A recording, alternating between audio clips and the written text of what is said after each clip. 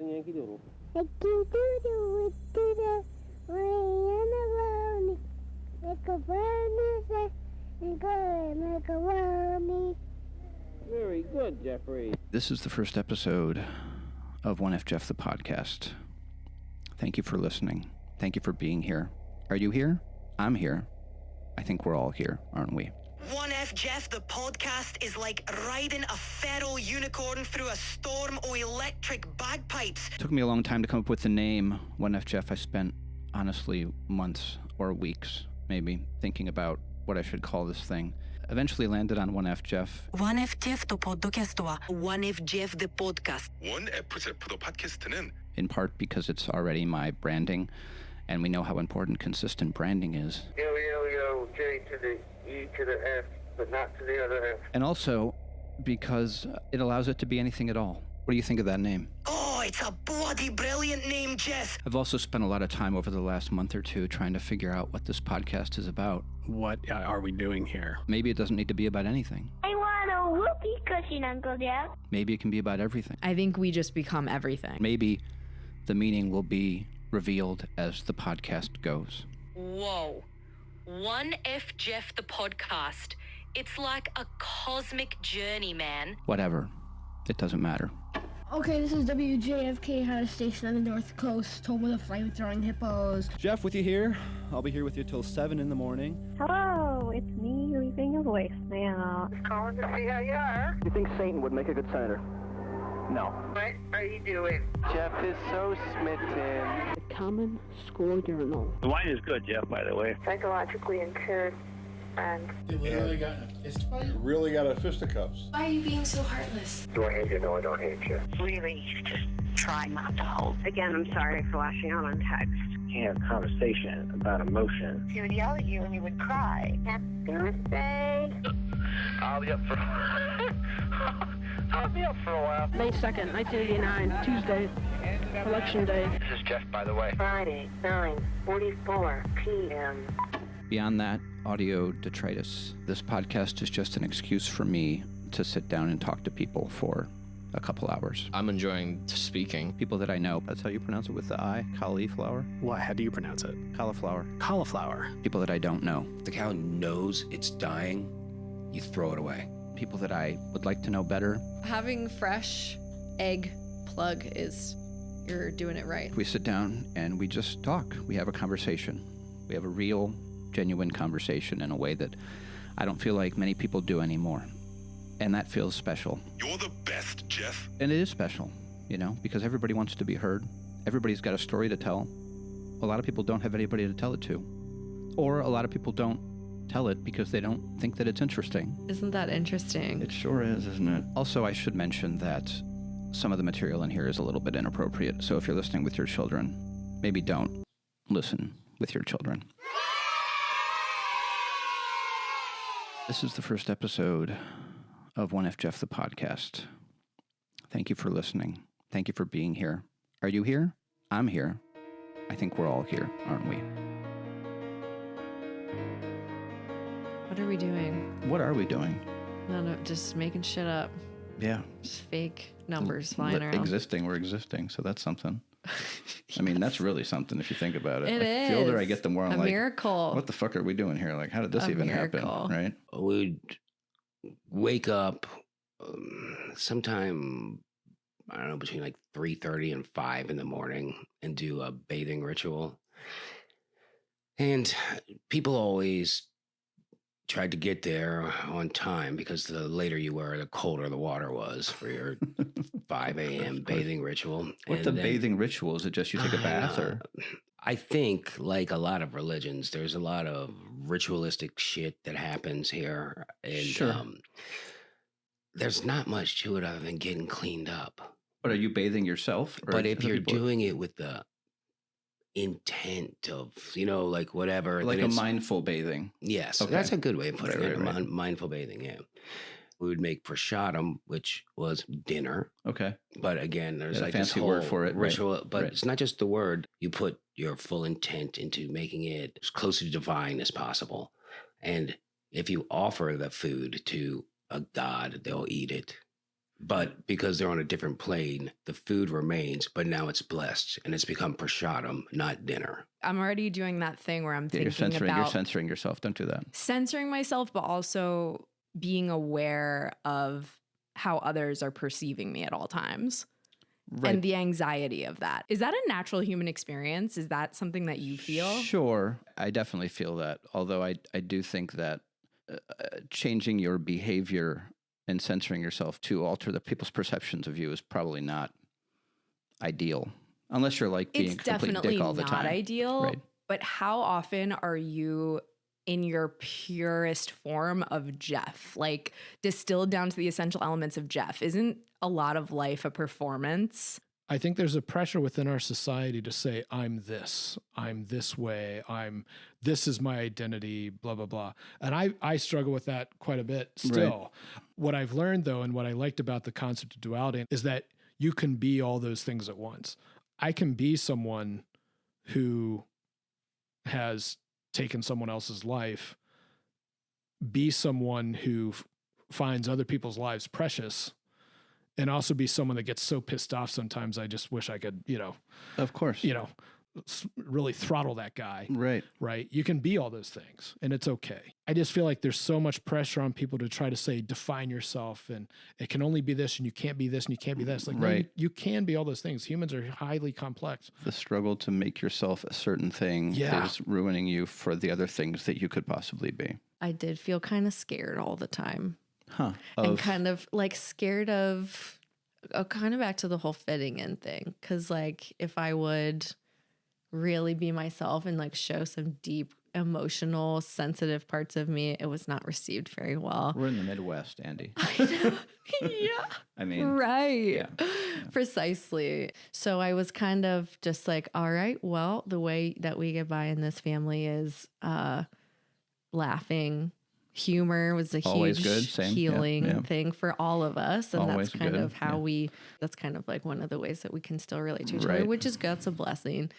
But yeah, everything kind of just needed to be okay all the time. And if it wasn't, then the world was ending. Like the world would end if things were not okay. You know what I mean? Yeah. My therapist told me recently, she pointed out, because comedy was a big thing in my family and just in my life. It's just been the way that I've, like, as an outcast in middle school and stuff, it was the way that I was able to, But my therapist pointed out, because we were talking about something serious, and as soon as we did it, I would like to be a silence and I'd crack a joke. She'd be like, that's that thing you do. Yes. And I was like, yes, it is the thing that I do. I had a therapist point that out to me too, where it was actually in couples therapy, and I was laughing. And the therapist was like, why are you laughing right now? And I was like, I don't know. I was like, is it not funny? I picked up ballroom dancing. That was a lot of fun. Oh, yeah. And what was the impetus for that? Just like something you've been curious about, or just COVID, I think, kind of reset me in a way. Sure. And somehow I got in this kick of, let me try and learn things that I feel like I'm bad at. Because I spent so long, through my 20s doing things that I'm very good at, like music I've done a while and research and whatever. And so I was like, what am I not good? Well, for some reason, I always thought I wouldn't be good at guitar. Mm-hmm. Just the physical motion is unlike other instruments that I've played. And then dancing, I always thought myself I'm slow at picking up choreography. Mm-hmm.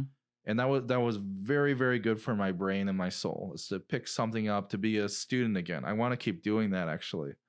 I think it's actually a blessing to start from zero. And it also taught me to be a better teacher.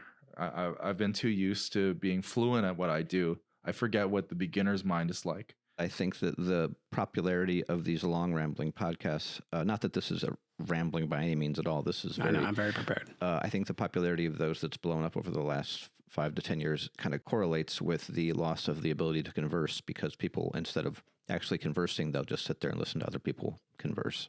Yeah, I think that's probably true. It's that parasocial relationship where, it's like when you watch pornography, you think you're having sex. It's like part of your brain does. It's when you're listening to other people talk, rambling in a way you would talk at a diner.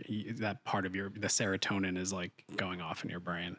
Huh, that's interesting that you compared the podcast to pornography. I'll take it. She goes to New York, goes to the Empire State Building, and she puts her body up against it and starts like humping it. And a cop comes up and is like, "I'm sorry, ma'am, you can't do that to the." No, what do you mean? You don't stop people from humping walls in New York City. I thought they do shit like that all the time. This is what happens in the movie. I'm the documentary, so I'm just telling you what the reality was. Yeah, that's bullshit. They should have let her finish. I don't know what the law is about that particularly, but humping walls in New York City, like people, crackheads be humping walls. Let them finish. Yeah, I could kind of see it, but I could also see like the cops who are working by one of the biggest tourist attractions in the entire city don't want a woman scaring the kids. Don't want a woman humping the building. Stop fucking the building. Yeah. Please don't fuck the building. We don't have to write it down. But there's something very like not romantic, but like kind of epic about falling in love with like an iconic like building or structure, like a Ferris wheel or an Empire State Building. Like that makes me want to write a movie about something like that. Yeah, but there's love of the thing, and then there's like wanting to fuck it. Yeah, totally. And that's I think that the Chrysler Building is a very attractive building. I think it's a great building. Yeah. But the distance from here to me wanting to fuck it, it's quite a hike. I set up the sign language interpreting program at a music festival. It's called Electric Forest. It's up in Michigan. Yeah, I've heard of it. Do you know of it? I've heard of it. It's fucking awesome. So it's an EDM festival, an electronic dance music festival. So that was interesting in itself, just interpreting for electronic music. You're basically, I call it like a rave cheerleader, where you're trying to get the deaf people to have the same experience that the hearing people are having. So you're doing a lot of like interpretive dance almost. And I'm trying to show what these noises sound like these womp womp womps and these like all these noises with my hands and with my body, almost like channeling like the music. So that was really, really cool. That's awesome. Teaching is really, really hard.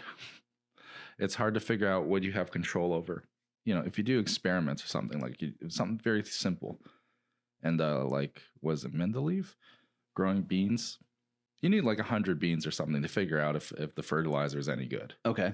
I'm not going to teach 100 courses in my lifetime. Right. So you don't have the statistics. It's all just vibes. I mean, I see. It's hard to tell cause from effect. Right. I mean, there's some evidence in literature you can kind of use, but you get reviews and stuff like that, so you get some idea of how we much get our the kids Uber like ratings, you. Oh, right. Which I think it can.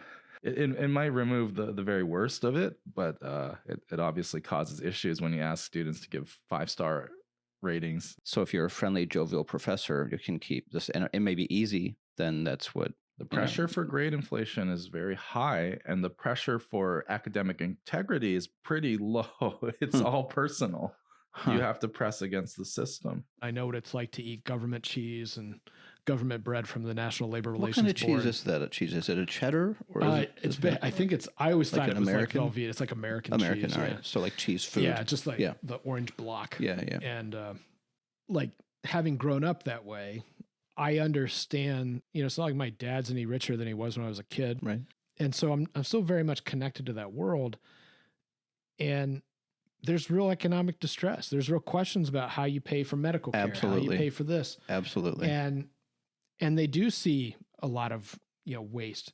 And there is some things corruption. Are fake. They see all this, right? Elites taking over. Exactly. They see all of it. If you make less than 50 grand in this country, you're fucked. And Trump, he's full of shit, but he said, I'm going to help you people. And, the Democrats said, economy's doing great. And that gets to be a product that goes back to that identity thing we talked about. Right. Because at the end of the day, if you identify with just this, and this is all you know, and these are the only people you hang out with, you're never going to know that. I was like feeling no pain, loving life, literally laying down watching movies. Sure. For 10 hours. I've never had fentanyl, but I'm sure it's probably. It was good. Yeah. I'm sure it's got to be good. I felt nothing. So that was weird. And then they tell you to push, and then a baby comes out. If you could just forget things, it would be so much easier to just do what you want to do. Well, right. It's the whole thing that's limiting you, right? Isn't it? Like, all the things that you were, all the memories of failures and successes in your life, and then all the anxiety about what could happen if you could free yourself of all these things, and you could literally do anything, right? Yeah. Yep. But memories are also nice sometimes, right? Happy memories. I guess. My mom got me some heroin. She's Oh, a good mom. And tearing up a little bit, actually. We drove out there, and I didn't sleep for like 11 days. It was bad. There's really no explanation for it. I mean, you cannot describe it to someone who hasn't gone through it. It's a weird kind of hell. But on the 11th day, I was laying on the floor and I was reading this book. And all of a sudden, I noticed the book was on my chest. And I was like, oh my God, I just fell asleep. And I looked at the clock and I'd been asleep for like 45 minutes. And I have never been so happy in my life. I was like, that meant like, I'm beating it. This is like really happening now. Like, I'm not going to feel like that forever. You're actually, sleeping. And I was really like overflowing with a kind of joy. Did you read the article in the Times about the happiness study, the longest happiness study that's ever been done? Oh, I think I did. The Harvard. I don't know what school. I think they're Harvard students. What it was, but it was like 50 years or something. Yeah. But I mean, essentially, it was the stuff that was like other people. It was like doing things for other people, being with other people, talking to other people, interacting with other people. These are the things that generally bring us happiness. Isn't that baffling? It's why is it in a time of ultimate freedom and material abundance that we do that less than ever before? Is there just something broken with the human software? If you could experience pure bliss, would you be willing to abandon your personality completely? I don't know what pure bliss entails. Okay, that's besides the point. I mean, just if in theory there is a thing. I such would as like pure to know bliss. exactly. Of course, you what, can't know. You can't know what it feels like. But what if I do that? What if I abandon my personality for this and I'm disappointed by it? I'm like, oh, this is actually not that great. You wouldn't be. Your personality is the part of you that's getting disappointed. Oh, I see. Would it be permanent? I mean, I guess you could get your personality back, but I think once you experience pure bliss, you're probably not going to want your personality back, I would hope. If you truly get into a relationship with a tree, if you tend to the tree, if you sit with a tree, if you meditate with this one tree over and over and over every single day, it truly is such a teacher. Stuff starts happening. Like, it starts like giving you gifts, like weird fucking shit starts happening. Huh. And do you have a tree that you do this with? I do. I have one it's the tree that's right outside my bedroom window. So it protects my bedroom. Right. It's right over my bedroom. And I feed it water and I also feed it. So I use my menstrual blood and feed it menstrual blood every month. All right. And so that's a whole thing. So because the menstrual blood has like vitamins and minerals and stuff in it that is good for plants, but then it's also your DNA. And so the plant is like knowing your DNA and is like, and then the animals that come to that tree and like the squirrels and the birds and like the life that lives in that tree. And that tree will like give me little gifts, like a pine cone from that tree fell just like on my front doorstep. And it protects my bedroom, and I just hang out. And you can get as weird as you want to get with it. You can have conversations with it. You can ask it its name. You can like hang out fully with a tree. You can fuck it. You could fuck a tree. I do kiss it. You've never fucked a tree? Never fucked a tree. So that'd be great content if you had. By the way. This whole conversation would change. I do kiss it. It's a real tree hugger to the next degree. I love it. I couldn't do it because I don't have any menstrual blood though. I would have to like check off on it or something. I use spit too. If I don't have anything else to offer, I'll just use my spit. I'll spit on the tree. But you do it respectfully, like at the base. You're not spitting on the tree. It's not a disrespectful thing because a tree's language, if you think about it, is water, is soil, is nutrients. And so speaking in its language is like, this is what I have to offer you is the water from it. It's like dune. I saw one of these co-counselors that I didn't know that well in a pizza shop at like 3 a.m. And I told him this story and he dropped a bombshell on me that was so beautiful. He said, Jack, you think you have any idea what dopamine or serotonin actually is just because you know like what the compound is called? You think you know what it is? I thought about it. I'm like, well, it's a chemical. And he's like, sure, you can categorize it as a chemical, but you don't know what it actually is. You assuming that you have any idea what's going on here at all in your body and brain is completely incorrect. And I was so taken aback. I started crying and I hugged him and I was like, you're right. I just have to admit to myself that I have no idea what's going on here and I never, ever, ever will. And I'm okay with that. There's no concrete evidence that Jesus Christ actually was a figure that lived and breathed. Huh. And that shook me. Yeah, I have never heard that. Yeah. I like the idea of knowing that Jesus was just a cool, like, hippie who was tearing shit up out there. You know, like of the Bible, Jesus is the best character. Sure. Yeah, for sure. He's the rebellious hippie. Yeah, he took in all the misfits, made them feel welcome. And I think that's a nice story, whether he's real or not. Turned water into wine, which is the best party trick you can possibly do. I mean, you know, like girls had like genital warts down to their ankles until you explain to them that like you could just go to the doctor and they just never knew. It's seriously sad. Right. Down to your ankles though. That's got to be a long. I've never heard of that shit before. The specific girl I'm thinking of was one of the smartest people I met in Missouri. And she's the one who has the genital warts down to the ankles. Yeah, she just thought like everyone else there does that there's something wrong with her specifically. There's a lot of genital warts in Missouri then. Yeah. They used to have on the license plate the genital wart state, I think. If you look at Mario Kart, he doesn't move. You're a Mario guy. He just stays there, and then the screen moves. Right. You know, so it's like, and that's like his point was that's how reality is actually happening at a more real level. Is like your consciousness doesn't move through space. It's like the space is loading into the consciousness, is moving into you. You know, another technology-based metaphor for higher consciousness. We could very well just be in like the VR that people loaded into a billion years ago now. Sure. And we're just about to do it again, like one more layer deeper. So it makes sense that this immersive, like these technology has a lot of, as below, so above, et cetera, et cetera. What was the first thing you fed him? The pediatrician told us to give him oatmeal first. And that's considered a solid food.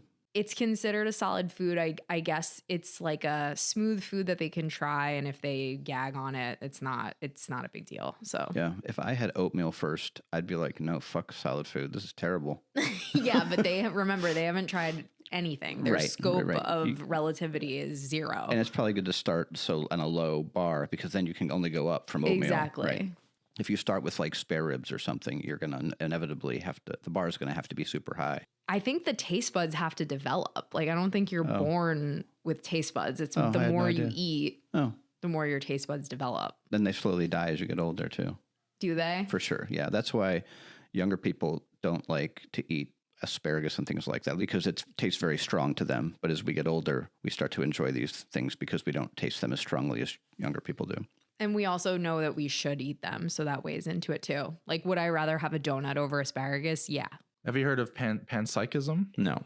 I don't know how I can produce exactly, but roughly speaking is that there's consciousness that pervades all matter in the universe. Right. Okay. And that, one idea, well, we talk about these simulations, right? It's just like, well, what if, because there seems to be a lot of like rigid rules that governs everything in our physical universe, and maybe one can just run it on a computer or something, but to what end? And if there is a God, I mean, maybe there's something that wants to experience everything. It's just like the ultimate TV is to be alive in the rocks and the walls and everything at the same time. It was when I was right seat riding on Advon. Okay. And there was a car bomb, and the unit I was with kind of went out to it and saw all the charred bodies in the vehicles and the people that had been killed around it. What's that experience like?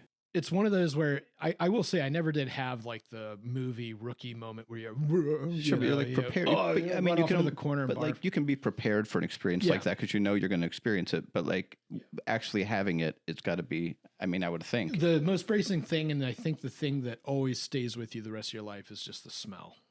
I've listened to too many people talk about their near-death experiences to believe that there's a physical place where people go in their human form. Right. In the afterlife. Right. I think we just become everything, everywhere, all at once. Which is a movie I didn't care for at all. Yeah, I didn't either. No. I didn't either. It was like a little too much for me. We had a chick die there one night, and literally Jessina revived her. She'd gotten coke and heroin mixed up or something like that. And she left in the morning, like still didn't even know where she was. Yeah. Or whatever. But finally, when we felt comfortable saying, take her the fuck out of here. Right. And 2 days later, I came home from work, and there's this black box sitting in front of the door. And it was a big, giant tiramisu with a note from her that said, thanks for saving my life, Alda. I mean, I guess tiramisu is as good a price for that as anything, right? Why not? That was the best. I wonder if she thought about it and was like, well, what's a good gift for somebody who actually saved my life? Wow. How long was she? How was she? Nah, I mean, she was like just her heart stopped or something. Right, like that. right. But it was wow. That's nuts. It was scary. I mean, because it was the one that we almost were like, we got to call the ambulance at this point. But then she would have been deported. And I was convinced I was going to get killed again. I was still in the mode of interesting. Yeah. Because that's what I thought allowed me to function as a combat leader was assume you're already dead. And that way I don't spend a lot of time being worried about if I peek around this corner, if I go run up the street, that I'm going to get killed. That's a very interesting way of going through. I mean, I imagine a lot of people go through it that way. Yeah, because that's I think it's for me, it's the best way to go through it because then I'm thinking about the mission. I'm thinking about my men. I was always worried about my guys. Right. I was never worried about myself because I was like, if I get killed, I'll be the last person to know. I think that people, when you get old enough, you hit a point where you're like, okay, I think I'm done. No, I can see that. I think there's an evolution that happens. And I think thinking about your mortality helps you get there. I think the people who get themselves in trouble, and I'm speaking on this only because I volunteered with hospice patients and I saw the people who were kind of waiting for death were very at peace. Right. More so than not. Like I didn't meet a lot of people who were like, I'm not ready to go. But also like what good does that sentiment or even thought do you in that point, right? It makes me feel that a life well lived can be enough. Like if you've lived your life right, which is the pressure. Right. Of using your time wisely and living your life in a way that's fulfilling so that you can die a good death and be ready and content with that. So there you go. That was the first episode of onefjef the podcast. What's that name again? onefjef the podcast. Thank you very much. I love you, Jeff. So for the next several weeks, months, years, you can hear those interviews in full and interviews like it. I hope you enjoyed listening to it as much as I enjoyed making it. Please rate, and review this podcast, because while I don't really care how many people listen, I also do care how many people listen. Because we can't silence that part of our brain entirely, can we? And if you buy anything online, use promo code onefjef at checkout, because you never know. Is that it? I guess that's it. Very good, Jeffrey.